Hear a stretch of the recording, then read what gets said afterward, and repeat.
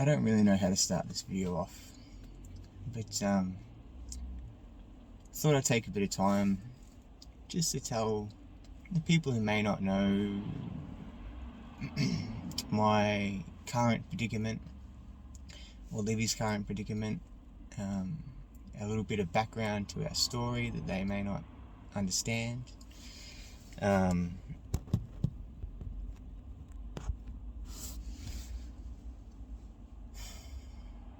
For the last 4 years, we've been trying to have children. It's been a slog. It's been really hard.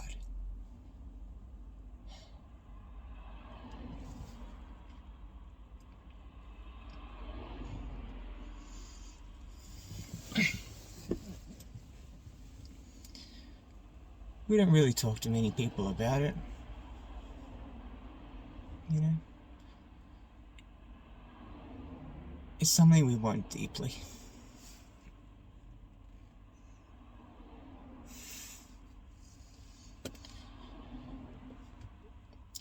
And we're working very hard to get there.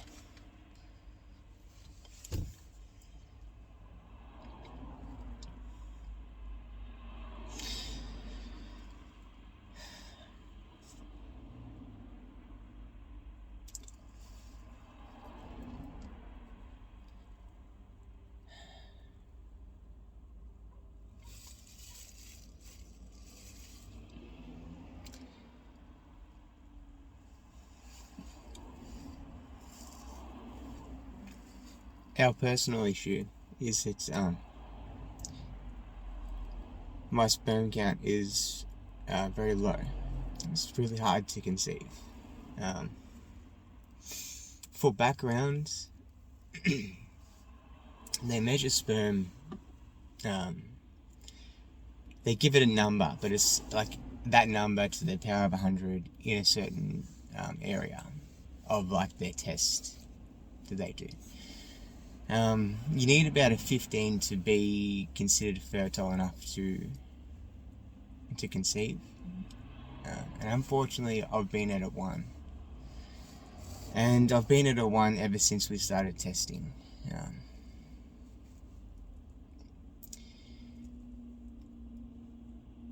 We've done so much to try and get that number up. We've worked really hard. I have a standing appointment with an acupuncturist and a fertility specialist every 2 weeks. I've been taking herbs, like herbal supplements, every day, twice daily. I don't drink anymore. I've never smoked. I could exercise more, but I reckon most people probably could.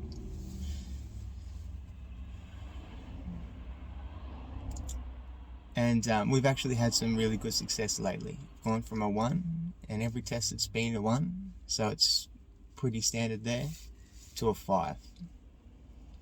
Still a third of the way where I need to be before we can be considered fertile. Doesn't mean we can't conceive now, it just means it's a lot harder.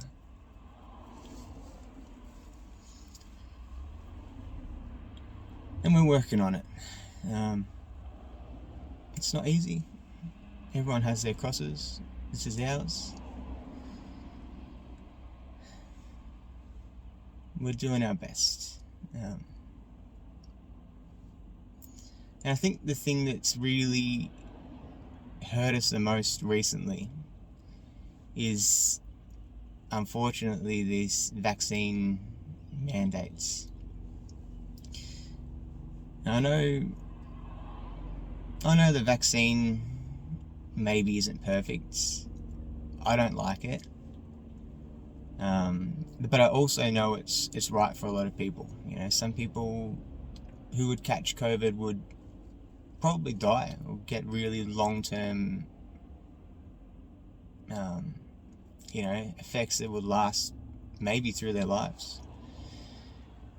I'm not anti the vaccine per se, but I don't think it's a one-size-fits-all, and that's really what the government's pushing. To tie it back into, our fertility issues, You know, everyone says trust the science, do the research. Well, I've done it. It is my opinion, and the opinion of many studies that I've read, that the effects on fertility are not major. There's no evidence that it has any long-term negative effects, but whether that's true or not, we just don't know. It hasn't been out long enough. Couldn't say either way. But the short-term effects on fertility are real. They definitely affect your sperm count. Now, I get told a lot, I'm not a scientist, don't make these decisions, don't for yourself, don't tell other people what to do, and I'm certainly not telling anyone what to do. But it is my body, and it is my choice, though, it's a choice that's very heavy. Like, I'm making this choice, I'm locked out of anything, basically. I can still shop, but I don't. I can't get a haircut. I'm exempt. I'm not allowed on any building site in Victoria, and I'm an electrician. Sorry, I'm rambling. So the effects on fertility is, the major one is swelling in certain parts of your body, and one of those parts is your testes. One study said it's similar to being a heavy smoker, which, a lot of people, their sperm counts are so high that it doesn't matter if they smoke. It doesn't matter if they drink, doesn't matter if they smoke, doesn't matter if they don't work out, unhealthy, all that stuff, they still have a baby, and that's, I'm not upset by that. That's just, that they're lucky. That's great. And this vaccine, getting 2 doses, having that sort of swelling for a month or so, fine. They won't even notice it. Their count may move, but it wouldn't affect their ability to have a child, like tomorrow. But for me, I've scraped to get to where I am. I've really worked hard. I've put in a lot of time, taken time out of my working week, a lot of money on the different medicines that I've been having, and that's both, herbal Chinese stuff and Western drugs. A lot of money on specialists, and I'm at a 5, which, we were punching the air at. Like, we were really celebrating. It's the first good news in about 4 years on this front. And that is basically the reason why I've decided not to get this vaccine.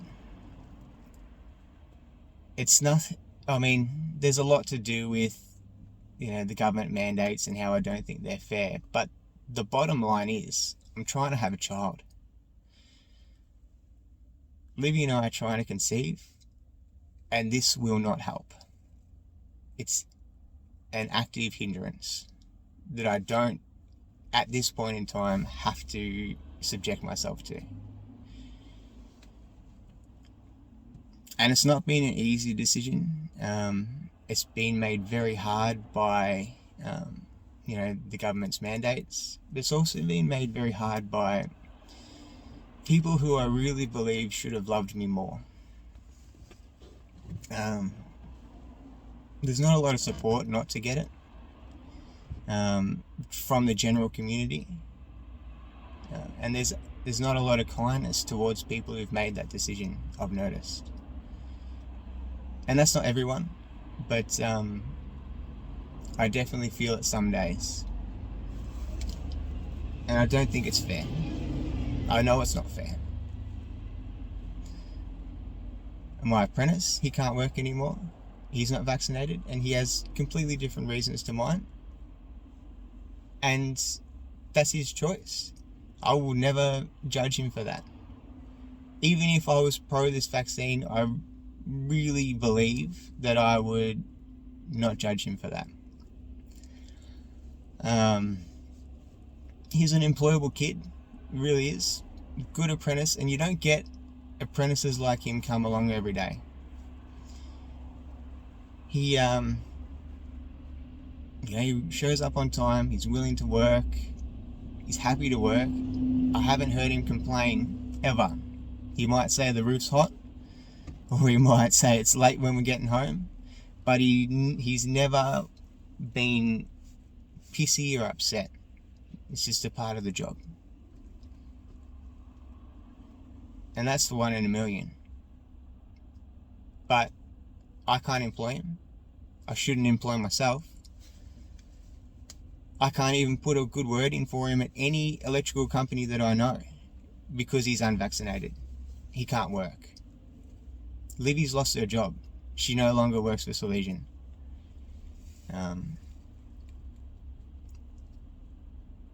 It's really unfair. We've tried to get exemptions. We've really, I've been to a few doctors. They all say the same thing. It's, if I want an exemption, I need to get the first one, and then I need to have an anaphylactic reaction to that, and then I can get an exemption for the second one. But fertility is not listed as a reason, an acceptable reason for an exemption from the vaccine. And any doctor's surgery that are giving out exemptions are backlogged. They're really backed up, and they're not taking any new clients. They're not taking on any new patients. They can't fit them in. One of the doctors said to me, he said, Dan, you've got to put aside everything else. Don't care about what the government says. Don't care about don't care about your political beliefs or anything like that. He said, you've just got to think about your end goal. What do you want? And he said, I think it's that you want to have a child. And I said, that's correct. He said, well, to do that, you need money. You need to be able to afford IVF. You need to be able to provide for this kid when they come. And I just disagree. That's him just trying to push me to get this vaccine.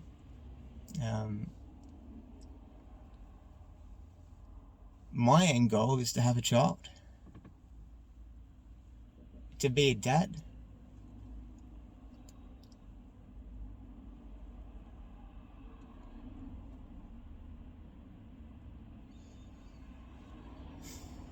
My end goal.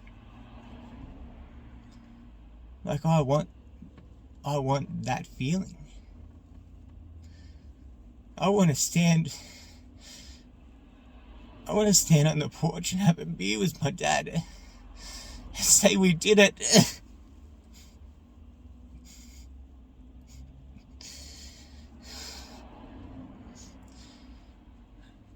I want to sit at the table at Christmas and watch my aunts rub Livy's belly.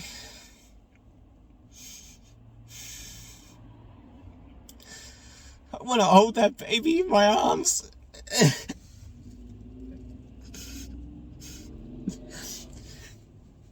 And then I'll worry about the rest.